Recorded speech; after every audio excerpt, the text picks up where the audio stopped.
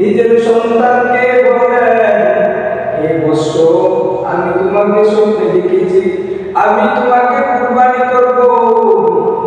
পয়গম্বর ইব্রাহিম আলাইহিস সালামের সন্তান ইসমাঈল আলাইহিস সালাম বলেন, আপনি যেহেতু স্বপ্নে দেখেছেন আল্লাহর অর্ডার করে দেন।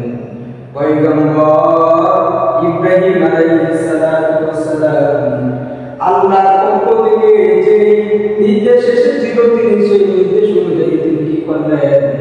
তিনি আল্লাহর রাস্তায় পয়গম্বর ইসমাঈল আলাইহিস সালামকে জবাই করতে লাগলেন। আল্লাহর পক্ষ থেকে জিবরাইলের মাধ্যমে দুম্বা পাঠায়া দিলেন। সেই দুম্বাকে জবাই করা হয়, পয়গম্বর ইব্রাহিম ইসমাঈল আলাইহিস সালামকে জবাই করা হয় নাই। আল্লাহ সন্তুষ্ট হয়ে গেলেন। ও দুনিয়ার মুসলমান ইমানদার গোলাম, একটা জিনিস আমাদের লক্ষ্য করা উচিত।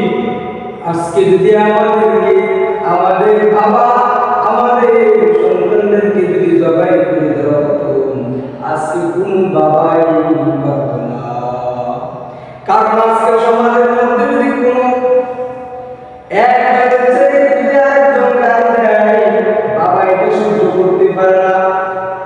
এই জন্য আমরা আল্লাহর কাছে কৃতজ্ঞতা জ্ঞাপন করলাম যে আল্লাহ রাব্বুল আলামিন ওই মানুষের পরিবর্তে আপনাকে এবং আমাকে গরু পশু জবাই করার জন্য দিয়েছেন।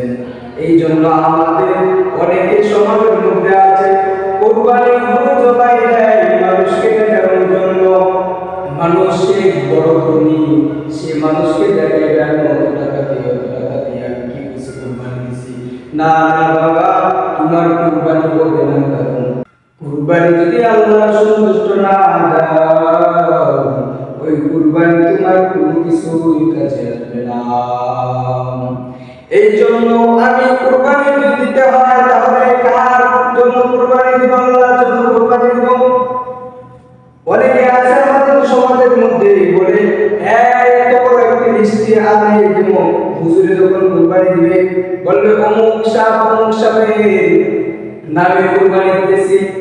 এই কথা বলে কুরবানি হবে না। কুরবানি হবে কার নামে?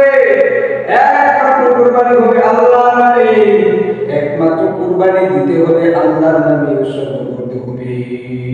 এই জন্য আমাদের কিছু বিষয়গুলো লক্ষ্য করা উচিত, যেগুলোর কারণে আমাদের কুরবানি হয় না। আর আমাদের কিছু কিছু ভুল হলো যে আমরা যখন কুরবানি দেই, যারা আমাদেরকে বস্তুগুলা বানিয়ে দেয় তাদেরকে সেই পারস্পরিক হিসাবে আমরা বস্তু দিব না, বরং তাকে কিছু হাদিয়া স্বরূপ আমরা কি বস্তু দিয়ে দিব। এবং যারা গরু জবাই করে তাদেরকেও কি কিছু হাদিয়া দেওয়া। এই জন্য আমাদেরকে কুরবানির কিছু বিষয়গুলো লক্ষ্য করা উচিত, যে বিষয়গুলোর কারণে আমাদের কি কুরবানি হয় না। অনেকে আমরা আছি যে শরীকে কুরবানি দিই, 5 জন 7 জন 4 জন 2 জন এরকম ভাবে কুরবানি দিই। আমাদের উচিত কি আমরা যখন কুরবানি 5-7 জন একসাথে কুরবানি দেব, তখন তাদেরকে একসাথে একত্রিত করে আমরা তাদের থেকে কিছু কথা জেনে নেওয়া উচিত যে তুমি যে কুরবানি দিয়েছো সেই কুরবানির টাকাটা হালাল কিনা না হারাম। অর্থাৎ যদি একজন মানুষের যদি কুরবানির টাকা যদি হারাম হয় তবে বাকি 6 জনের কুরবানি নষ্ট হয়ে যাবে। এই জন্য আমাদের উচিত কি যে বাকি 6 জন থেকে আমরা অনুমতি নিব যে তোমার টাকাটা কি হালাল না হারাম। অর্থাৎ আমি যে একাও দেব কুরবানি, তাহলে সেই টাকাটা আমার কি হবে? হালাল হবে। হালাল টাকা ছাড়া কুরবানি দিলে কুরবানি কি হবে না, হবে না। এই জন্য আমরা সর্বোচ্চ ভালো উত্তম যে গরুটা, যেটা গায়ে সুটাম দিয়ে ভালো অধিকারী, সেই গরুগুলা আল্লাহ কাছে কি করবো, জবাই করবো। এই জন্য কুরবানির কিছু মাসালা আছে যেগুলো আমাদের লক্ষ্য করা উচিত।